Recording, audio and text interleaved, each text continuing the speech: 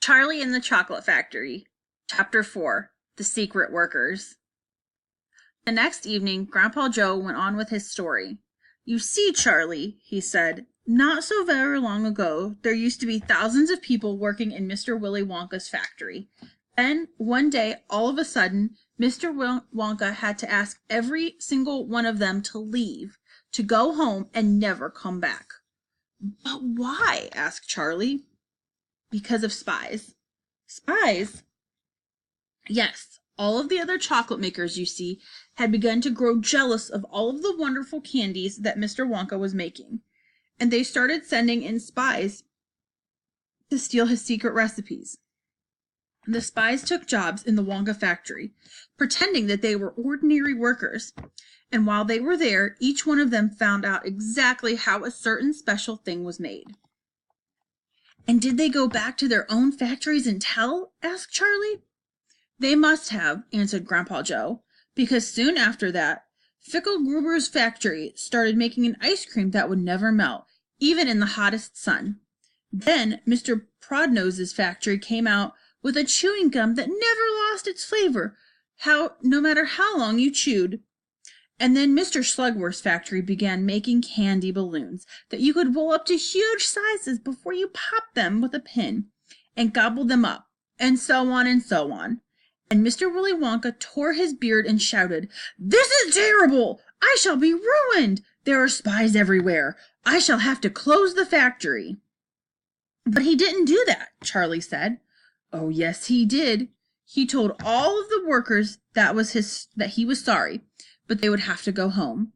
Then he shut the main gates and fastened them with a chain, and suddenly Wonka's giant chocolate factory became silent and deserted.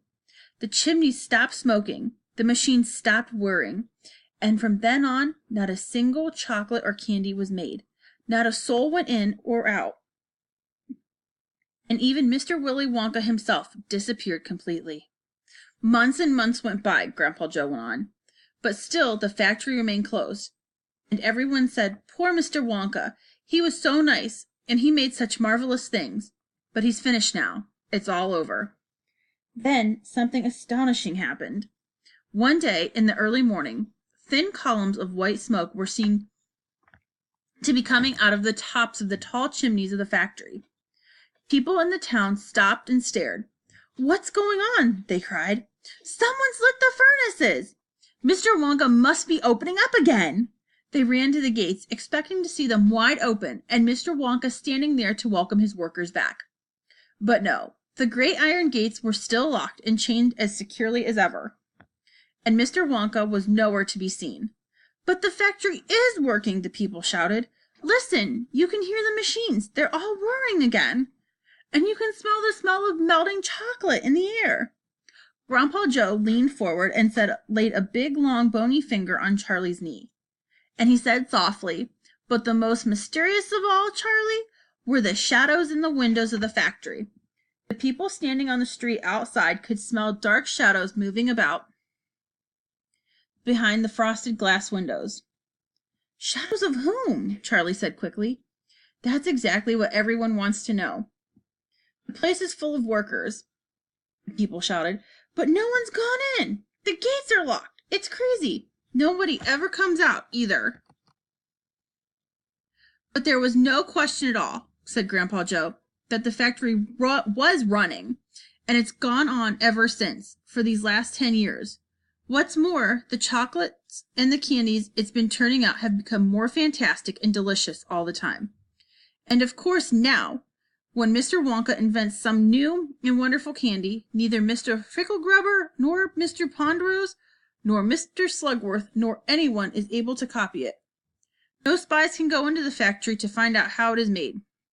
"But Grandpa, who?" cried Charlie. "Who is Mr. Wonka using to do all the work in the factory?" "No one knows, Charlie." "But that's absurd! Hasn't someone asked Mr. Wonka?" "Nobody sees him anymore. He never comes out. The only things that come out of that place are chocolates and candies. They come out through a special trapdoor in the wall, all packed and addressed, and they are picked up every day by post office trucks." "But Grandpa, what sort of people are they that work in there?" My dear boy, said Grandpa Joe, that is one of the great mysteries of the chocolate-making world. We only know one thing about them. They are very small. The faint shadows that sometimes appear behind the windows, especially late at night when the lights are on, are those of tiny people no taller than my knee. There aren't any such people, Charlie said. Just then, Mr. Bucket, Charlie's father, came into the room. He was home from the toothpaste factory, and he was waving an evening newspaper rather excitedly. Have you heard the news? He cried. He held up the paper so they could see the huge headline. The headline said, Wonka Factory to be opened at last to lucky few.